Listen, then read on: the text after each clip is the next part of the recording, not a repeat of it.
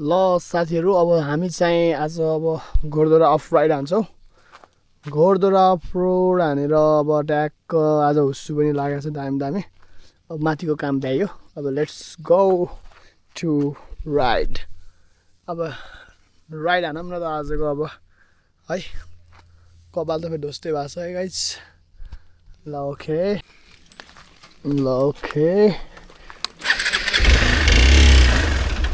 आज हामी चाहिँ घोडदौराबाट अब यस्तो मजाले अफरोड हान्छौँ कि है साथीहरू।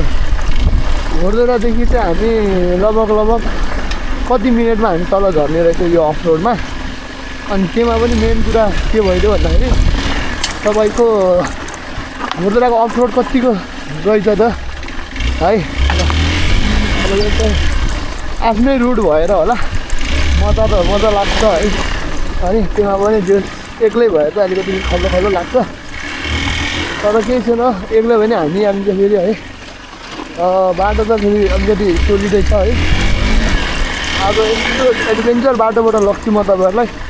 सायद कोही आउनु भएको छ कि नै घोडदौरा, जो पनि आउनु भएको छ यो रोड चाहिँ हिँड्नु भएको छ कि नै मलाई कमेन्ट गरिदिनु होला है। ल म चाहिँ तपाईँहरूलाई आज घोडदौराको स्पेसल अफ रोडमा लान्छु है। यस्तो स्पेसल अफ रोड कि अब म त टाइममा जाने आउने भइरहन्छ त्यो रोडबाट। यो हजुरहरूलाई त कतिको मन पर्छ त्यो अफ रोड।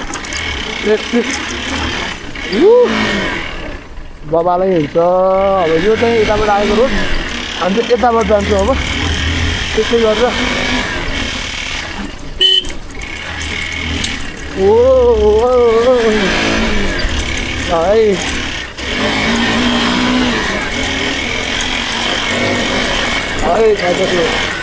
ओ मेरो दाई ल है, हाम्रो प्रेम दाई हुनुहुन्छ उहाँ चाहिँ। घोडदौराको एकदम प्यारो मान्छे हुन्छ उहाँ पनि। बाटो त खत्रै रहेछ फेरि है। तसरी यो बाटो जान्छौँ हामी चाहिँ। अब यहाँबाट यता लाग्छ हामी, तर ओहो चिप्लो भएको रहेछ बाटो चाहिँ अलिक डेन्जर रहेछ गाइज। अघि नै उता आउनु बेला उता ऊ भएको थिएँ म, एकछिन फस्याएको थिएँ यार। ओहो कटिङ त भएको थियो, तर बाटो चाहिँ चिप्लो रहेछ यार। मलाई त अलि कुदाउन पनि डर लाग्यो। यो फेरि कस्तो हुन्छ स्लिप भइदिइहाल्छ क्या यस्तो उमा फेरि। ओहो नि ल यता त अलि डेन्जर रहेछ है गाइज। ल यो चिप्लोमा पनि फेरि तपाईँको लेउ लागेको भयो भने अर्को समस्या के। हो है बाटो त अब यहाँबाट साथीहरू है। जस बाटो त फेरि डेन्जरै छ, तर गइहालिन्छ जान त लगभग। अनि त्यसमा पनि के छ भन्दाखेरि तपाईँ भने नि बाटो चिप्लोवालाले चाहिँ झन् डेन्जर बनाउँदो रहेछ क्या साथीहरू। ल है आयो यार आउनु त।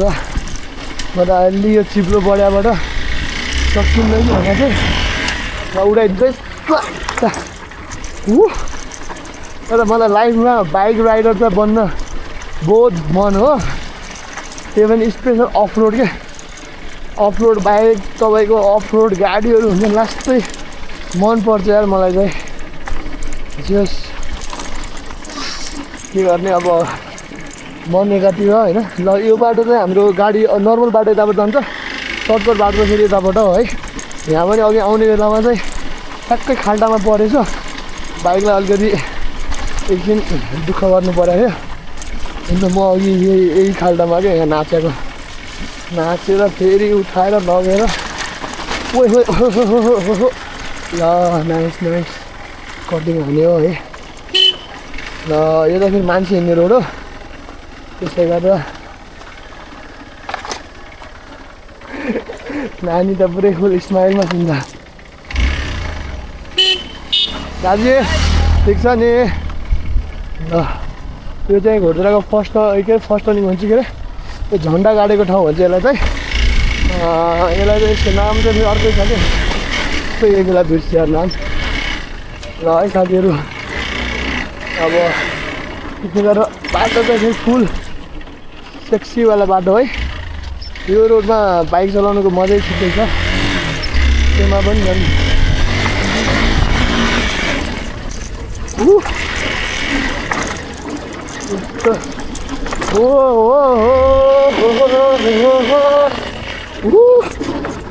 ल है साथीहरू आऊ बाटो चाहिँ माटुने डेन्जर छ क्या तर फेरि चलाउने आउने मजा भनेको फेरि यस्तै बाटोमा हो क्या यस्तो बाइकहरूलाई त फेरि यस्तै बाटो मनपर्छ ल त्यसै गरेर हामी चाहिँ लगभग गन्तव्यको नजिक नै छौँ हामी त्यही हो लगभग कति 5 मिनट गइसकेछ 5 भनेपछि लगभग 10 मिनटमा हामी तल पुग्छौँ होला साथीहरू है भनेपछि घोडदुराको राइड भनेको 10 मिनटको छ हेर्नु यति नजिकमा हामी 1175 मिटर हाइटमा जान्छौँ तपाईँको 10 मिनटभित्र एसियाको सेकेन्ड लार्जेस्ट भ्यालीको वाइल्ड भ्यू दिने ठाउँ भ्यू पोइन्ट यस्तो बवाल भ्यू पोइन्ट कि जुन कि तपाईँले एक नजरमा दाङजिललाई हेरेर सक्नुहुन्न एक नजर तपाईँको लेफ्ट एक नजर स्ट्रेट एक नजर राइट एक नजर ब्याक पुरै तपाईँ गोलो राउन्ड हान्नु पनि बल्ल दाङ जिल्लाको आधा केही पनि आधा अधुरो देख्नुहुन्छ तपाईँ फुल हेर्नलाई त फेरि अर्को बवाल ठाउँमा जानुपर्छ र त्यो ठाउँ हो फेरि तपाईँको उता अर्को एउटा के कोट भन्छ भने चाहिँ बसीकोट भन्छ त्यो ठाउँलाई चाहिँ त्यो ठाउँबाट चाहिँ तपाईँको देउखरी पनि देख्छ फेरि ल है त्यो अलिकति लुज भएको छ र लुजमा टाइट गराउनु पर्ने हुन्छ त्यसै गरेर अरू चाहिँ ठिक छ साथीहरू यो मजा आइरहेको छ जिन्दगीसँग लड्न होइन यस्तै छ अरू त के भन्नु र लगभग यो बाटोमा चाहिँ एउटा यस्तो अफ रोड गाडी लिएर आउनु मन लाग्छ कि मलाई त त्यो बिल्कुल हुन्छ नि म्याक्सिमम् इन्डियातिर गएर आउँछ त्यस्तो गाडीहरू चाहिँ यो टाइपको गराउन मन लाग्छ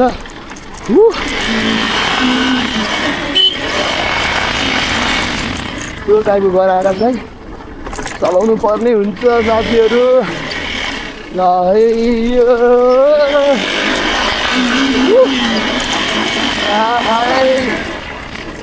अफ रोडमा डट बाइकको मजा भित्तामा चलाइनुपर्छ क्या हो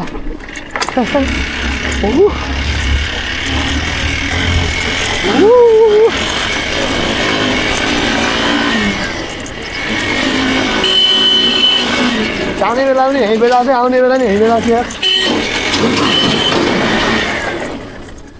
है हाम्रो दाइहरू चाहिँ यताबाट गइरहनु भएको छ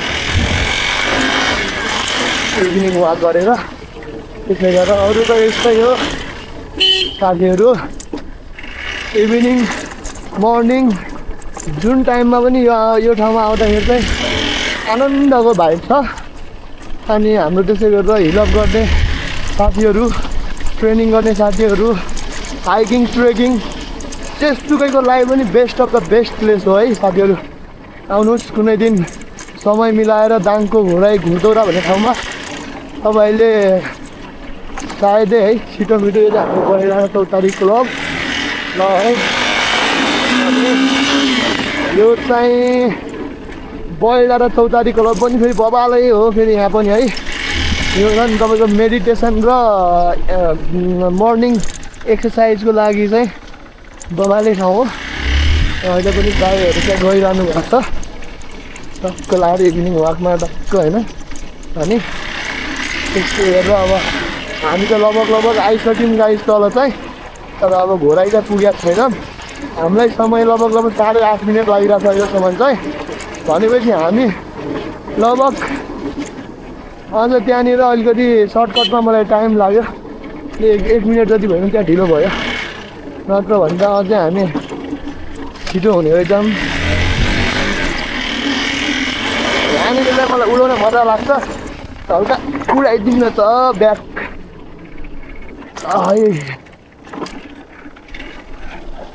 है त्यसै गरेर अरू त ठिक छ होइन अनि मजा त मजा आउँछ कि फेरि है